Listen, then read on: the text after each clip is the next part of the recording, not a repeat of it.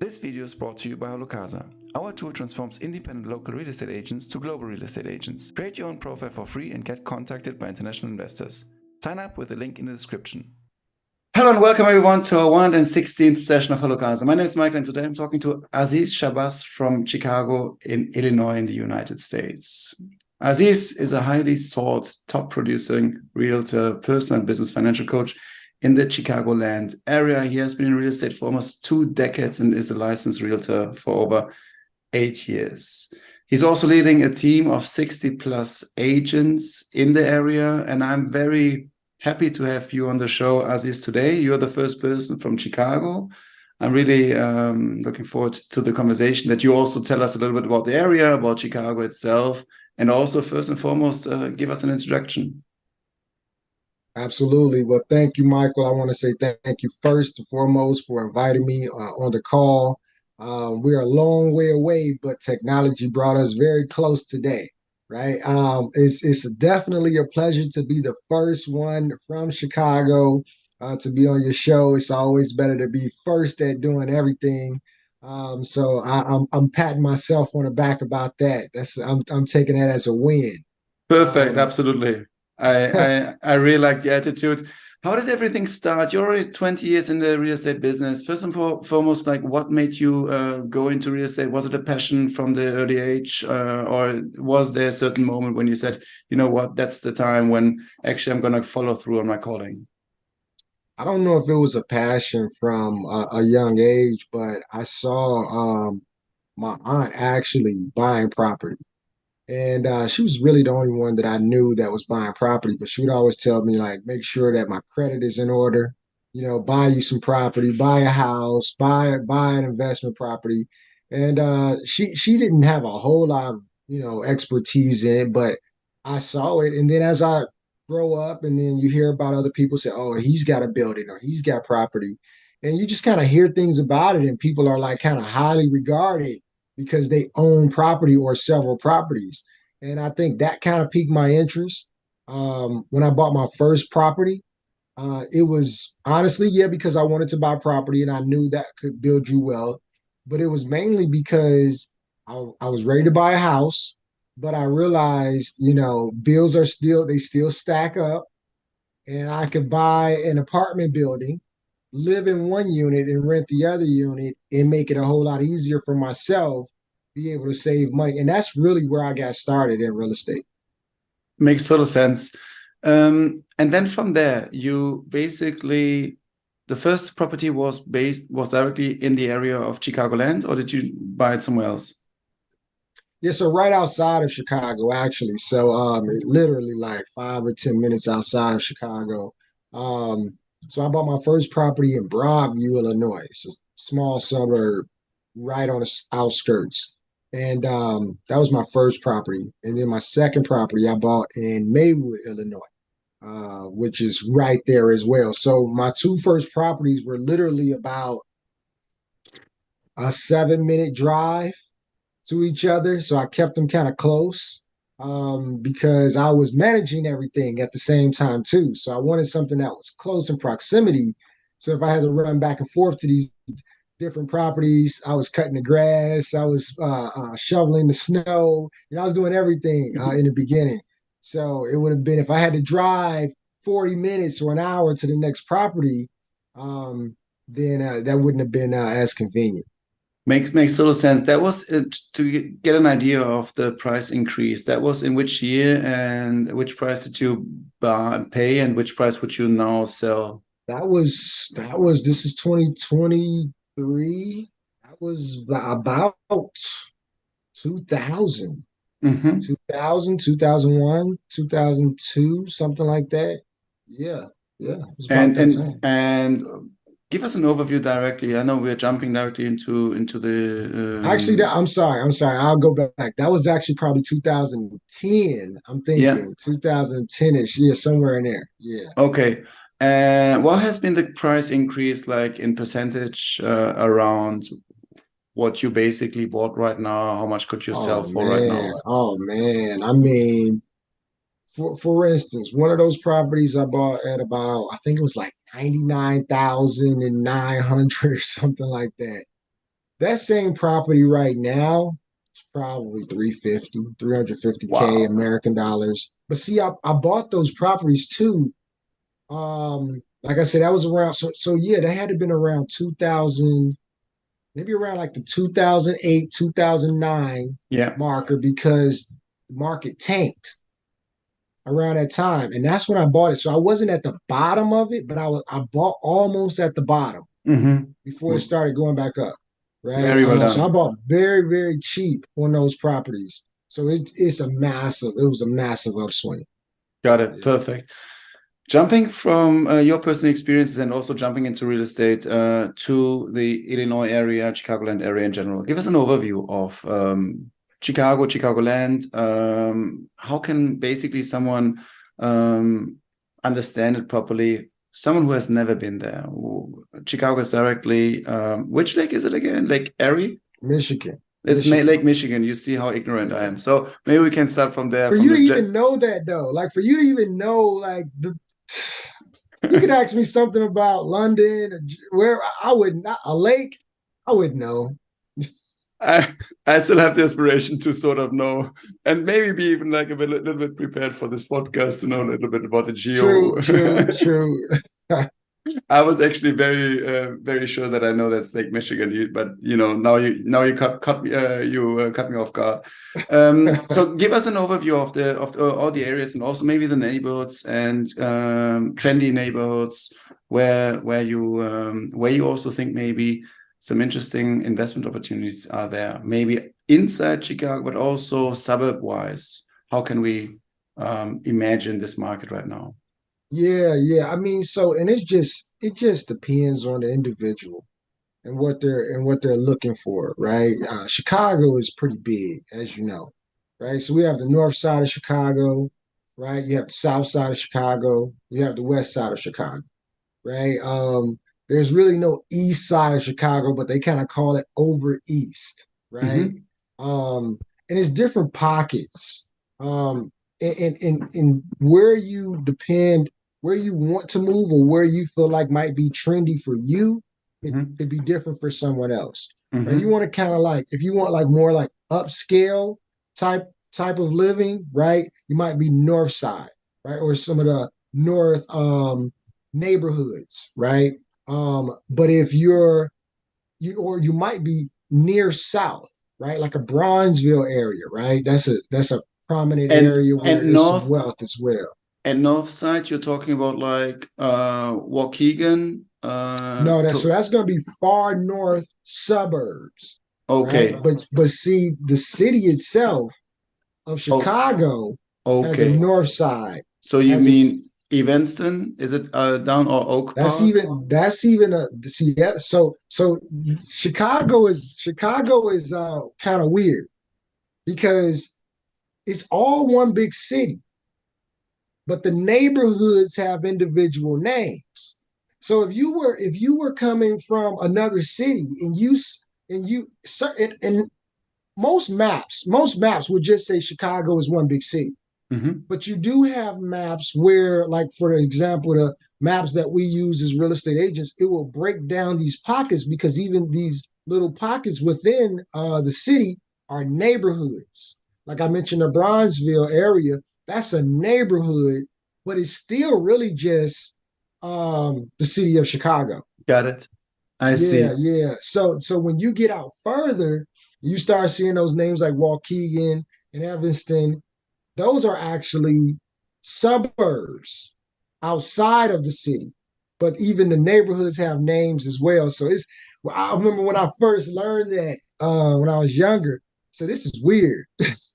I understand. No, it totally makes sense. I have to zoom in more. So we have like Lincoln Square, Lakeview, Edgewater. Is like Exactly. the entire area towards Edgewater. That's like prime location. Lincoln Park Yeah, near north side, basically.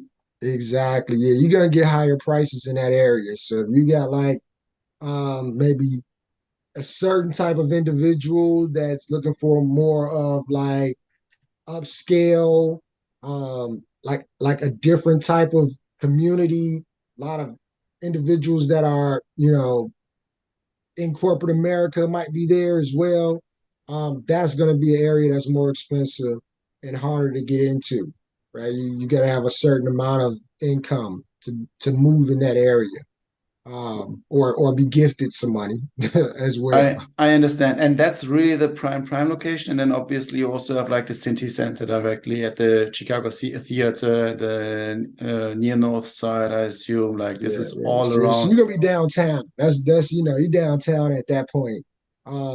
Magnificent Mile, Michigan Avenue.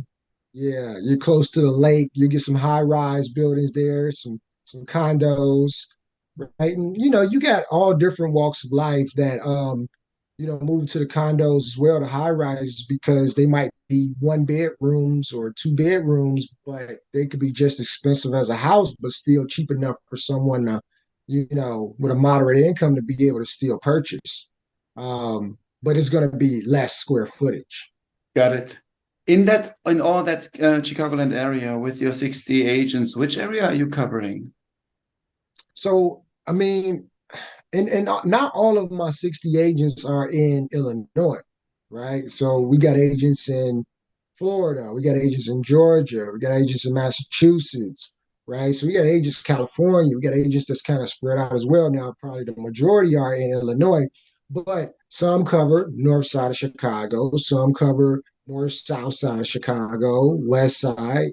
But you got those agents that drive, and they'll drive within an hour's mile radius. And then we have agents that cover the north suburbs or the south suburbs or the west, near west, or the far west suburbs as well.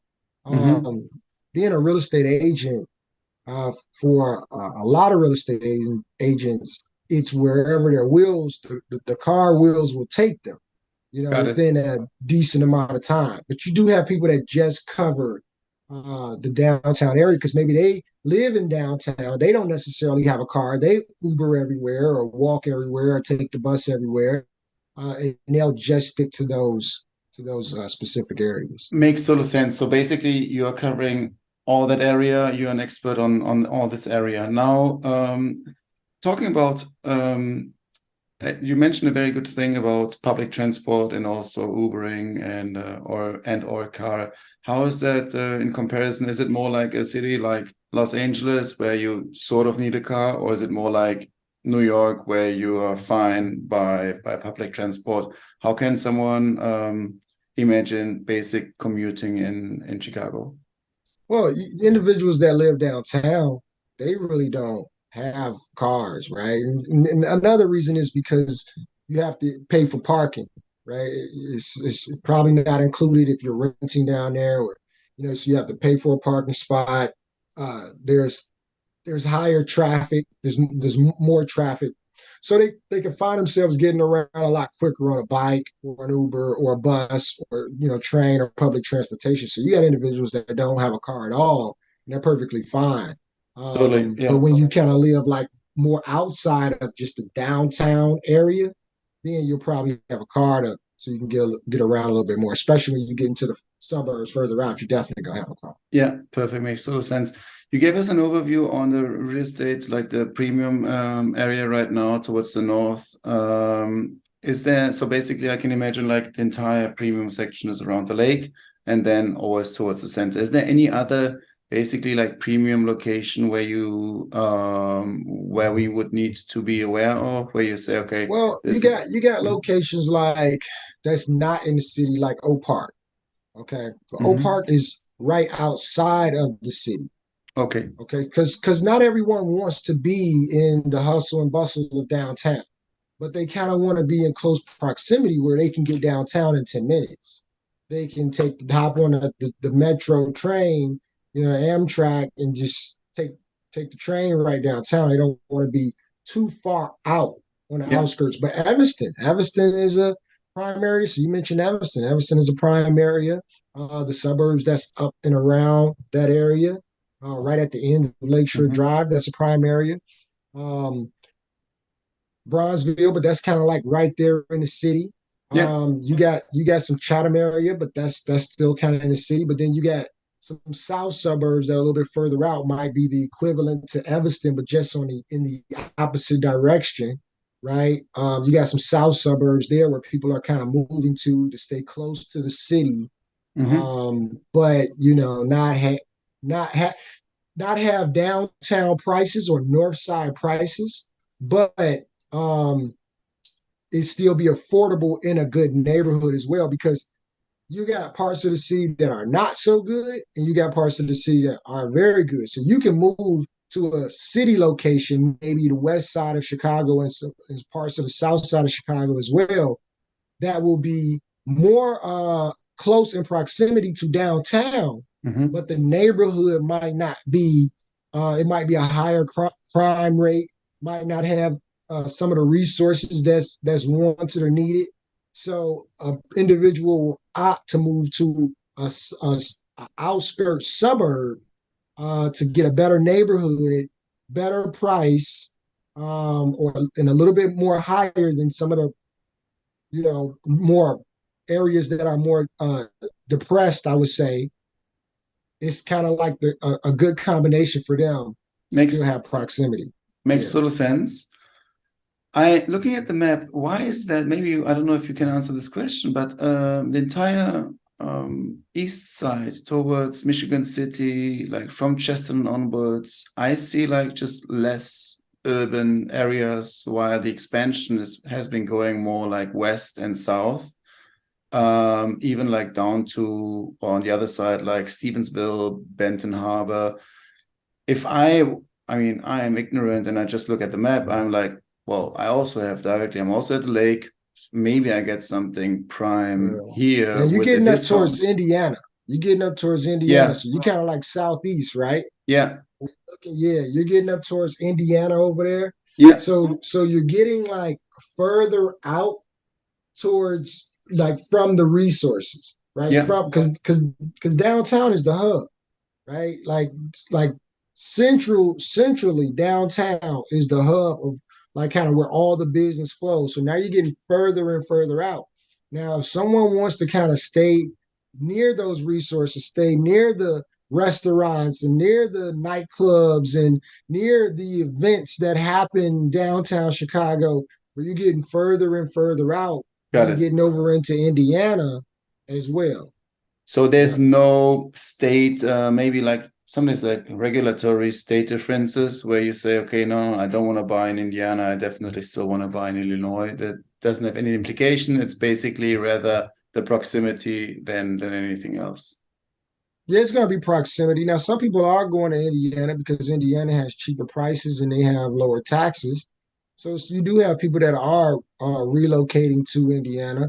Um, but that's going to be kind of someone's preference Got it. if they want to, cross that border. Now, I'm not licensed in Indiana, right? Okay, So I interesting. don't do any business in Indiana. I'm primarily Illinois. But Okay, you do have some people going that way and thinking about buying investment properties that way, etc. makes Um, sense. Makes but sense.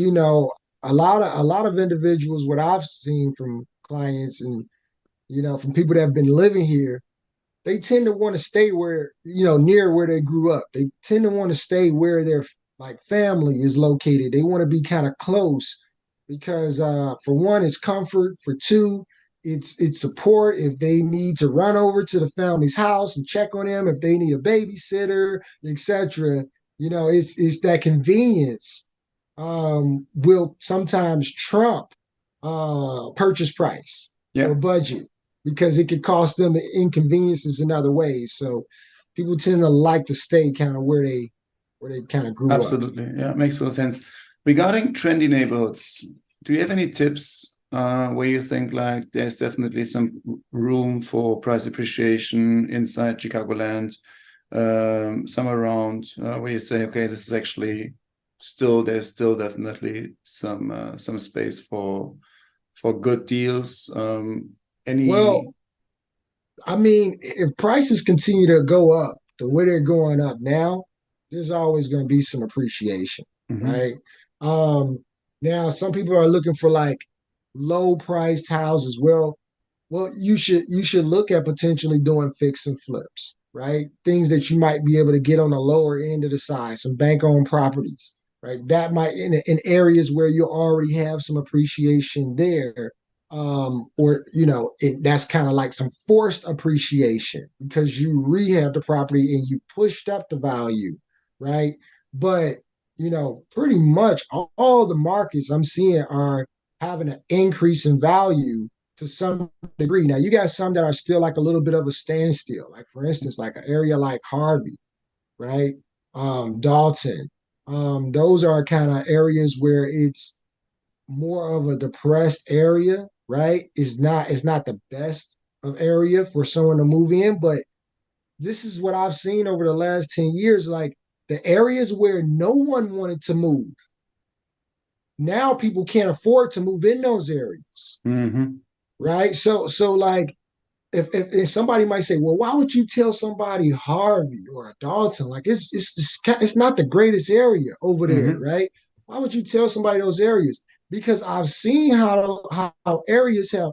I used to have people that would call me and say, Aziz, I want any of these areas, but I don't want that area. And I say, okay, no problem. And this would be repetitive amongst clients. And then and then I won't say one day, but it was like in a matter of like a month it was people saying, Aziz, any area but that area, I don't want that area. And then we look and there's nothing there. And then they go back and they say, okay, well, what about the area I said I didn't want? And we'll Mm-hmm. find them something there, right? Okay. Then that started happening. They would look in those other areas they wanted, but then they would revert back to the area that they said they didn't want. But then another few months went past. And then it became, Aziz, I want any area but that area. So we would go through the process. We would look at all the areas. They would find nothing there. Then he said, okay, well, what about the area I said I didn't want? Now it became, there's nothing even available in that area that you didn't want.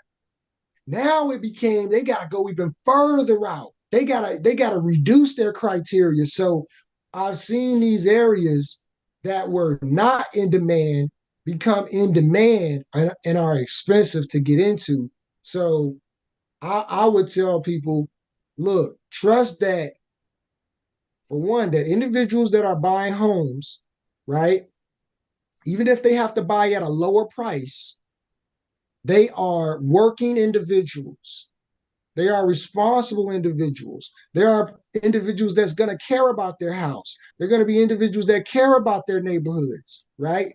And as these properties start getting turned over, someone Mm-hmm. passes away and the family sells it. Someone loses it to a foreclosure or taxes, and then someone buys it and rehabs it, and here comes a new owner. The homeowners coming in will change how that neighborhood looks, feels, and operates. Mm-hmm. But you got to give it time. Makes total sense. Your service offerings. You are such an expert in all these areas inside Chicagoland. Basically, give us an overview of what are you doing, who are you serving, and also maybe segment-wise, which type of property you're targeting the most. Yeah, I mean, so we serve various different types of buyers, right? Single family, condo, townhome, multi-unit, commercial.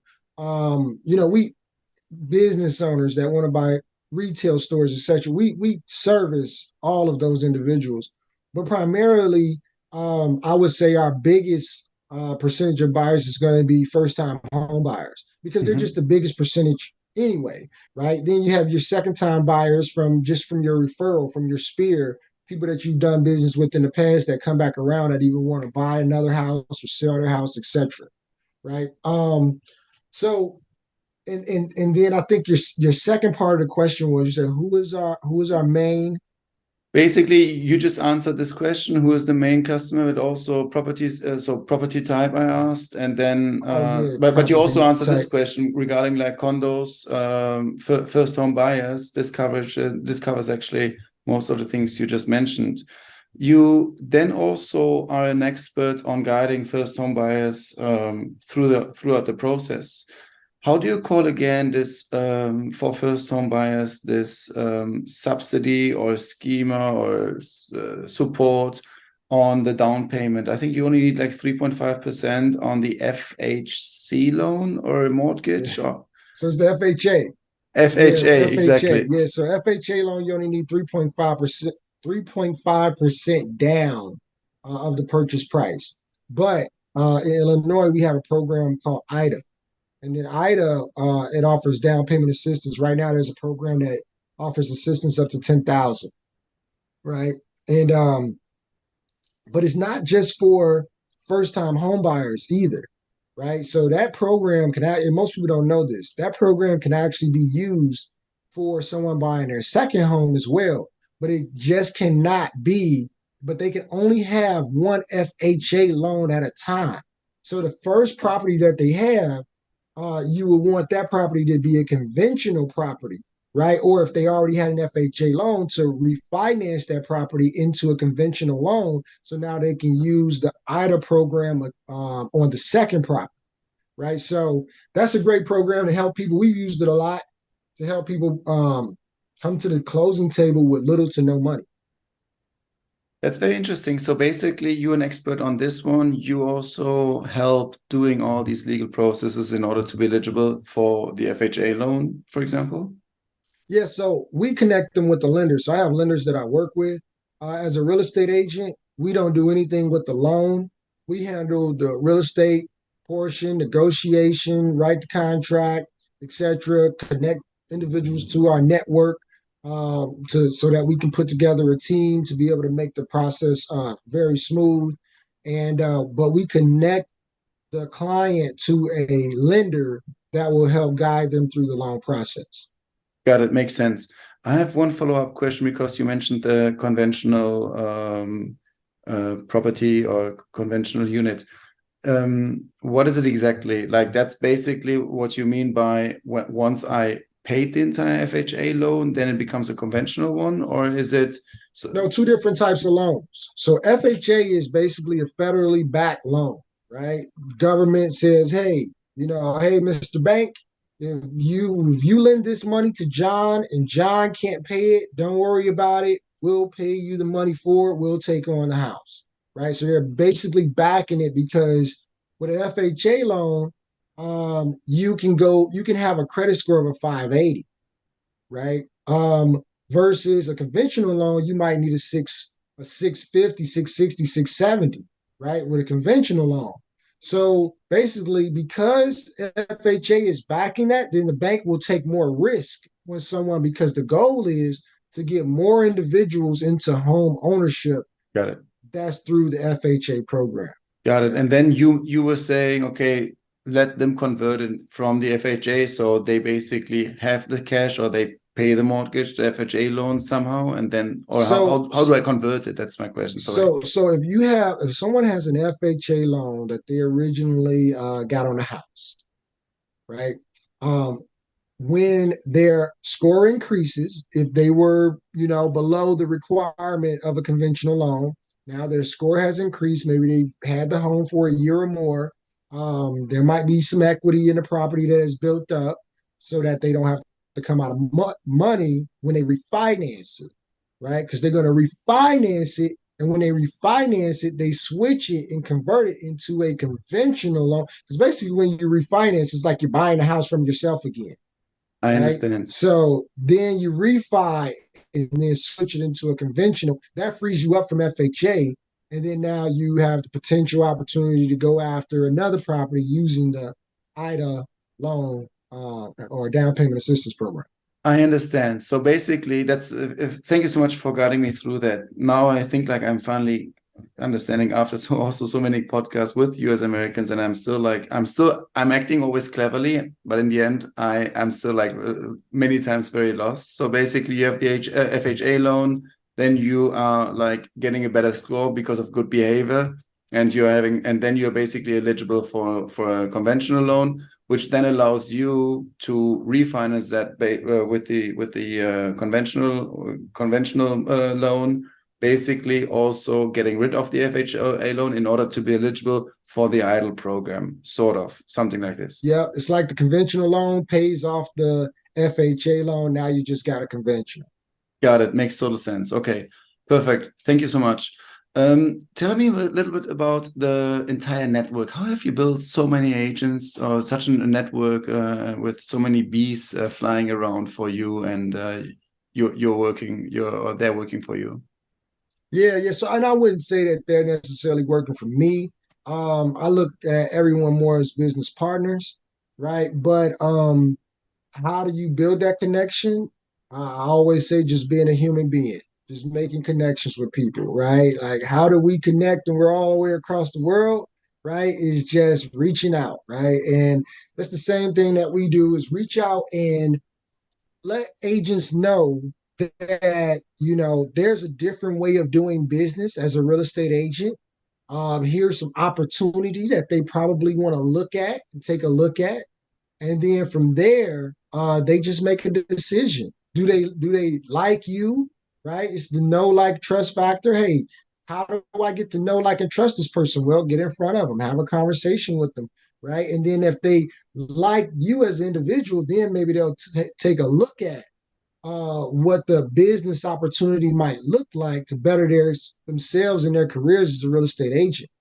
Now, once you build that rapport, and now they see the opportunity that they have as a real estate agent, and they like that, okay, well then it becomes just a decision, right? And every agent, because I am with eXp Realty, so every agent at eXp has that same opportunity, right? So I have 65 agents in my total organization, right? But I didn't bring 65 agents to eXp, right? So my 24 agents, because everyone has that same opportunity to build an organization or a team, I guess you could kind of call it, but we call it an organization, right? If everyone has that same opportunity, then they can, right, bring on agents as well. And then in conglomeration, that builds out the entire organization. Proper alignment of interest, and so that everyone basically is incentivized to collaborate and work together with Exactly.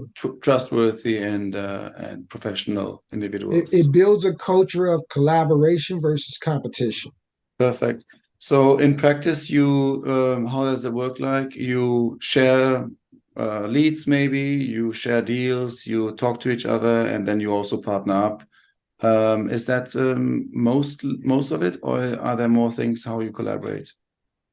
Yeah, pretty much. I mean, we get, for those that are local, right? We get together, we go to networking events, we do trainings. I sit down with individual realtors and I coach one-on-one, phone calls, Zooms, any form of interaction that can help to motivate someone, give them some tips, give them some training, help them get to the next level. Because everyone can't get together in the same room sometimes. So, a quick way is jump on a Zoom. Maybe they don't want it. Maybe they just woke up and they haven't combed their hair, or brushed their teeth, or whatever. And just jump on a Zoom. Don't turn your camera on, because it's more important than anything is that you get the information Got so it. that you can apply it. That's what's Yeah, most important. make makes total sense. Coming back to Chicagoland, why should people now invest? Why should people invest in general? Now in Chicagoland, in your area. Oh, why should they invest in Chicagoland? Well, I mean, certain things never go out of style, right? Chicago is just one of those things. It's a great city. It's a tourist spot. You're gonna get people that it's not a tourist spot like the Bahamas or something like that. But people love to come to Chicago. We have one of the most beautiful skylines that's here. Always have great activities, concerts, and things of that nature. They're building a Obama Library here as well. So it's always going to be a spot where jobs are, where people come to visit.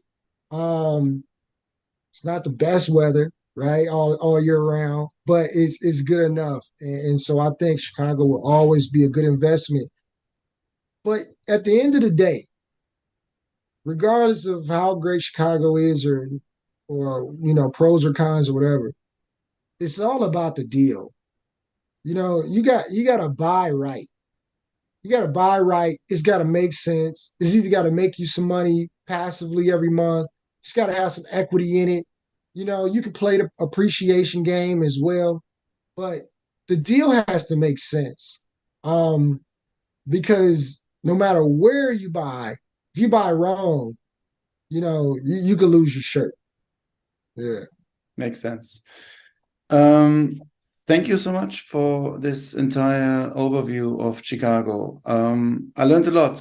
You gave us a very nice overview of Chicago itself, of the neighborhoods. We went very much into detail. Thank you so much for your patience for me regarding all the neighborhoods and also in the entire area along Lake Michigan. And you also gave us a very nice overview on your services and your basically expertise on how to buy, how to finance. And then in the end, you also gave us a very great insights on your network and how you build everything. So how can people reach out to you? Yeah, so they can find me on Facebook. That's probably the best way to contact me. Find me at Aziz N, the letter N as in Nancy, right? Aziz N Shabazz, my name that you see on the screen. I probably have on a blue jacket, right? But also you can find like all of my information, my YouTube, you can find my Instagram, my email, everything at www.coachaziz.info. Okay, www.coachaziz.info. You can find all my information there. Perfect. I will put those into the show notes so that people can directly click on the link and reach out to you. Is there anything we didn't cover and you would like to share with the audience? Pretty much I think we covered everything. I also have a financial coaching business that correlates directly with real estate, me being a real estate agent.